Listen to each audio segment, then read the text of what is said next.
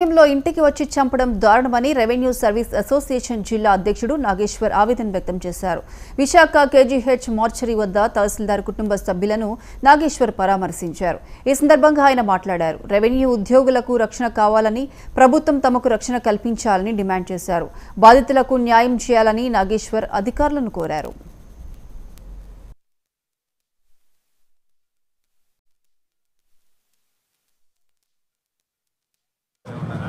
Visakhapatnam rural మండల తహసీల్దార్ executive మేజిస్ట్రేట్గా పనిచేసిన రమణయ్య గారిని ల్యాండ్ మాఫియా అతి దారుణంగా కిరాతకంగా రాడ్లతోటి ఇంటికి వచ్చి వారిని లేపి చంపిన ఉదంతం అందరికీ తెలిసిందే.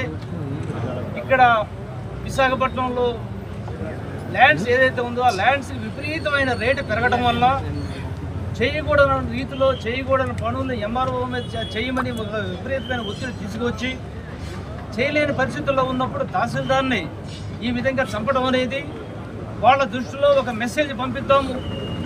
ఈ ప్రభుత్వ ఉద్యోగులందరికీ ఒక మెసేజ్ పంపిద్దాం. మేము మాఫియా చెప్పిన పనులు చేయకపోతే ఈ విధంగానే మర్డర్ చేస్తాం, ఈ విధంగానే కిరాతకంగా చంపుతాం, మీరు ఇంట్లో ఉంటే మేము వచ్చి చంపినప్పుడు మిమ్మల్ని ఎవరు కాపాడలేరు అనే ఒక మెసేజ్ ప్రభుత్వ ఉద్యోగులకు ఇవ్వడానికి వారు చేసిన పన్నాగం కనిపిస్తుంది.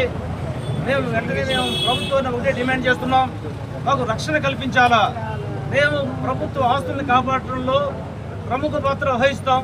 మా కంట్రోల్లోనే మా డిస్పోజల్లోనే మాకు ప్రభుత్వ భూములు ఉంటాయి కాబట్టి ఆ ప్రభుత్వ భూములకి కస్టోడియన్గా మేము ఉంటాం కాబట్టి ఆ ప్రభుత్వ భూముల్ని కాపాడే సందర్భంలో ఇలాంటి ల్యాండ్ మాఫియా బారిన మేము పడుతున్నాం. మా కుటుంబాలకు రక్షణ లేకుండా పోతుంది. అందుచేత మేము ప్రభుత్వాన్ని ఇమీడియట్గా మేము డిమాండ్ చేసేది ఏంటంటే వెంటనే వీళ్ళని ఒక వారం రోజుల్లో ఈ ముద్దాయిల్ని పట్టుకోవాలా. మీరు వెరీ ప్లాన్డ్గా రాడ్స్ పట్టుకుని కాపు కాసి బయటికి ఎంఆర్ఓని తలుపు కొట్టిన తర్వాత వారు బయటికి వచ్చిన తర్వాత చంపారు కాబట్టి ఇది ప్లాన్ మర్డర్గా వస్తుంది. ఇది ఉద్రేకపూర్వకంగా అప్పటికప్పుడు చేసిన మర్డర్ కాదు. ఇది ఒక 4-5 రోజుల నుంచి ప్లాన్డ్గా చేయడం వల్ల తహసీల్దార్ని చంపడం జరిగింది. ఈవేళ తహసీల్దార్ అండ్ ఎగ్జిక్యూటివ్ మేజిస్ట్రేట్గా రక్షణ లేకపోతే సామాన్య ప్రజలకు కానీ లేకపోతే కిందన పనిచేస్తున్న ఉద్యోగులకు కానీ రక్షణ లేకుండా పోతుంది. అందుచేత వెంటనే వీరిని ప్లాన్ మర్డర్గా 302 సెక్షన్ అట్రాక్ట్ అయ్యేలాగా వీరి మీద చట్టబద్ధమైన చర్యలు తీసుకుని వెంటనే ఎవరైతే దోషులు ఉన్నారో దోషుల్ని పట్టుకోవాలా. దోషుల్ని వాళ్ళ కేసు నిరూపణడానికి ప్రత్యేకమైన ఫాస్ట్ ట్రాక్ కోర్టు పెట్టాలా.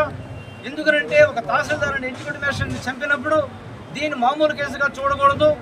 ఈవేళ 10 లక్షల ఉద్యోగ ఉపాధ్యాయ కార్మిక పెన్షన్లు అందరూ కూడా వాళ్ళకి ధైర్యం చేకూర్చాలని అంటే ఒక ప్రభుత్వ ఉద్యోగం మీద చెయ్యి వేస్తే ఇది ప్రభుత్వం మీద చెయ్యి వేసినట్టుగా భావించి ఇమీడియట్గా అతను పట్టుకుని ఫాస్ట్ ట్రాక్ కోర్టులో విచారణ చేసి 6 మాసాల్లో అతనికి ఉరిశిక్ష వేసేలాగా చర్యలు తీసుకోవాలని ప్రభుత్వాన్ని మేము డిమాండ్ చేస్తున్నాం.